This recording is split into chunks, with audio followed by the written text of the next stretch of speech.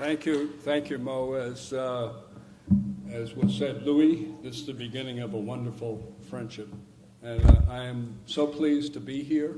I've heard so much about McMaster over the years. I've read your work, and seeing you in action, it's like sparks coming off of a grinding wheel. The ideas, the energy, and the program today is wonderful. I learned a great deal from the speakers, so I'm very happy to be here. Let's see, this advance the slides. I can use the computer. Yeah, I'll just do this. So, Robert Lofthouse, I think this picture expresses very nicely, this set of pictures, the balance that he struck in life. I love this picture of him with his wife, who I'm sure was an important maternal figure for the program. If you look at Dr. Lofthouse's credits, today is your Veterans Day. Everybody's wearing the red flowers.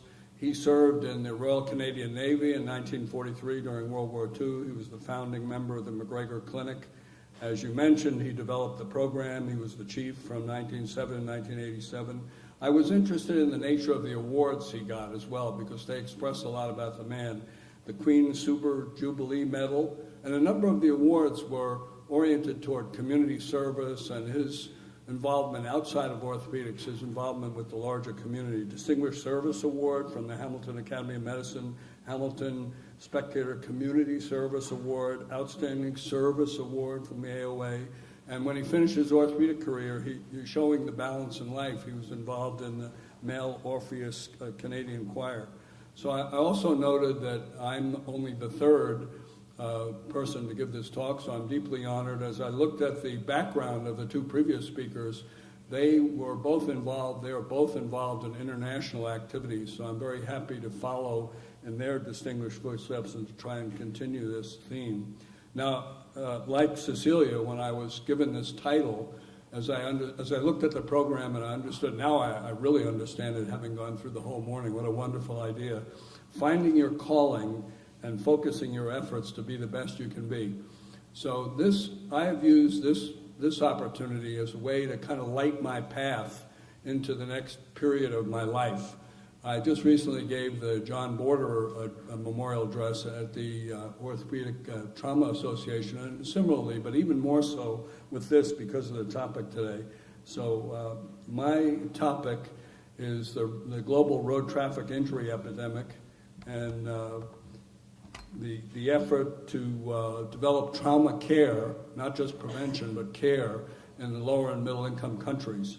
And as you'll see, this is a continuation of my work on the bone and joint decade, where we worked on UN safety. And I discovered in looking at the program and confirmed when I was riding in the cab with Cecilia that she is a close colleague of Christina Akison, who was my colleague on the bone and joint decade steering committee. Our picture isn't in here, but you will see the man who led this. So the stories that I will tell you, I will use to outline the problems that we face, the successes, the barriers that we encounter in this domain, and what I think are the opportunities. And I will emphasize the enormous amount of unfinished work that there is to be done. In keeping with the spirit of the theme today, I will, as I go through, I will recognize what I consider to be people who inspired me, who are all passionate about what they were doing, and also, as you've heard from a number of speakers, the power of collaboration. What can be done if we get together with other people and we surrender our egos and become part of a team? And you'll see some of these are examples of people I will talk about. So let me tell you a little bit about my own passage. How do I get to approach a new era, a new epoch? So I started out my career after training in New York, in Albany, at the shock trauma unit in Baltimore. I was the first American to begin working there in connection with the Department of Orthopedics. And this is one of the influential people on me. This is R. Adams Cowley, who was the pioneer in trauma surgery. He set up the first regional center and was very influential in helping get me started on the ground floor of orthopedic trauma. I moved then to Houston in 1982. It was supposed to be bigger than New York in the year 2000. It was growing by leaps and bounds. The Herman Hospital where I worked had 3 helicopters flying off the roof. and everybody was working in the oil fields. They were all drinking six-packs in their trucks on the way home. It was the high watermark of the blunt trauma era, and I'm fascinated listening to Cecilia talk about them working 40 hours a week in Sweden plus call. I mean, every other time I was on, I was up all night. You know, at that time, we thought it was a good idea to nail the femurs immediately after the belly surgery. All open fractures had to be washed out immediately in the middle of the night. So we were busy. There were no seat belts, airbags. Drunk driving control was very limited. The cars didn't have the crunch cages they have now. So it was really the high point of blunt trauma in the United States.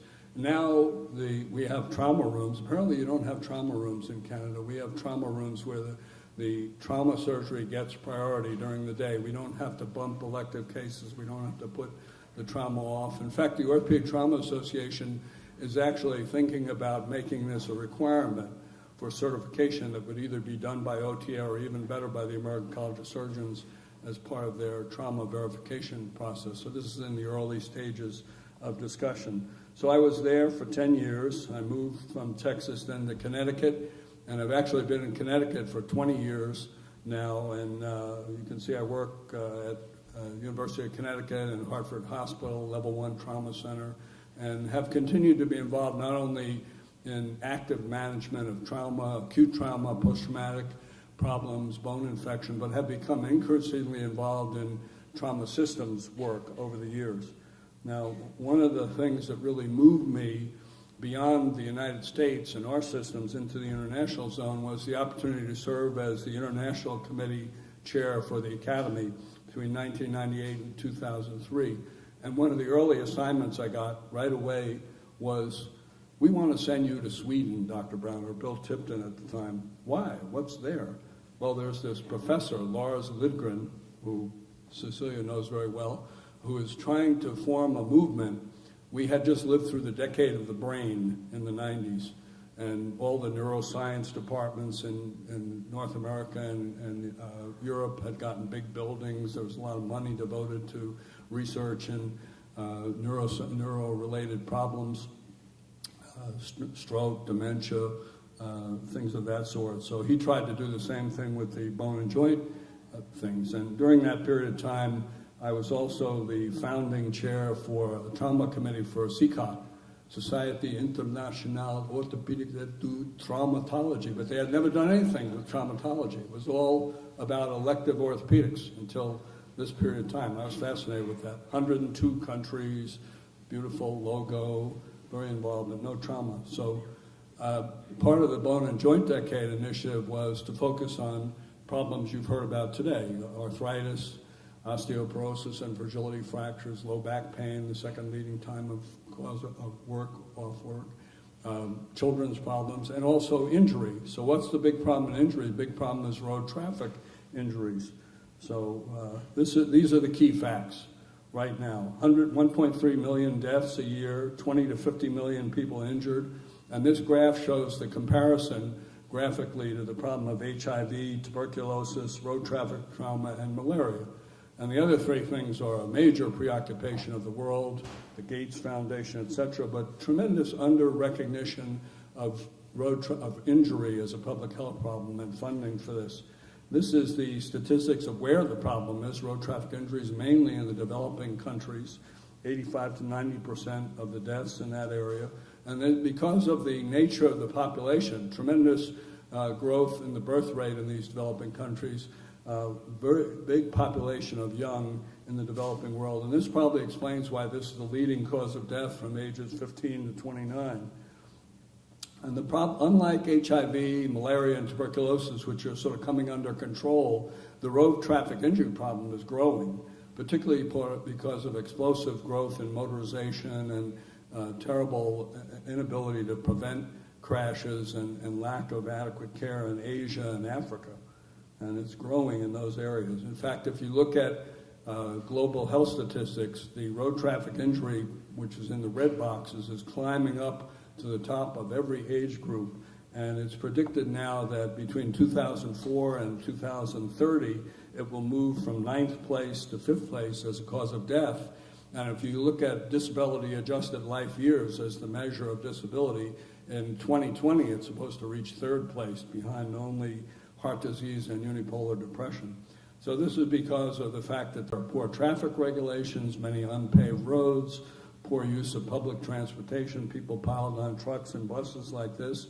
The pedestrians, unlike our experience where we focus on the occupants of vehicles. In the developing world, the problem is the pedestrians and the cyclists out on the road, mixed in with the traffic, as you see in these two scenes from China and India, with heavy vehicles and other things.